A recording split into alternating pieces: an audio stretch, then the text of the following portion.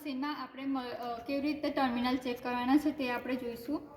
અહીંયા 4 ટર્મિનલ આપેલા છે તે આપણે મલ્ટીમીટર દ્વારા મેઝર કરીશું। તો અહીંયા સૌ પ્રથમ આપણે 2 ઉપરના ટર્મિનલ લઈશું। આપણે મલ્ટીમીટરમાં જોઈ શકીએ છીએ કે અહીંયા કોઈ વોલ્ટેજ મળતા નથી। ત્યાર પછી આપણે નીચેના 2 ટર્મિનલ ચેક કરીશું। અહીંયા પણ આપણને કોઈ વોલ્ટેજ જોવા મળતા નથી। ત્યાર પછી આપણે એના સામેના 2 ટર્મિનલ ચેક કરીશું। અહીંયા આપણે જોઈ શકીએ છીએ કે આપણને અહીંયા 3.3 એટલે કે 4 ઓહ્મ જેવું રેઝિસ્ટન્સ જોવા મળે છે।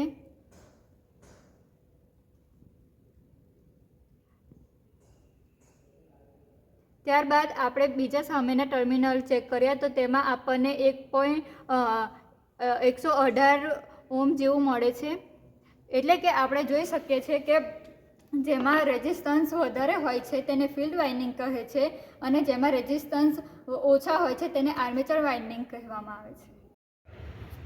આપણે અહીંયા ડીસી શન્ટ મશીનમાં આપણે સિરીઝ લેમ્પ દ્વારા પણ ટેસ્ટિંગ કરી શકીએ છીએ।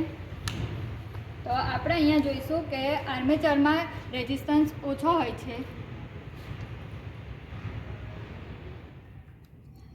આર્મેચરમાં રેઝિસ્ટન્સ ઓછો હોવાથી આપણે બલ્બ પ્રકાશિત થઈ શકે છે। ત્યાર પછી આપણે ફિલ્ડ વાઇન્ડિંગમાં જોઈશું।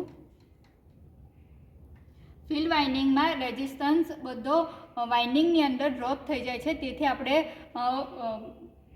બલ્બ પ્રકાશિત થતો નથી।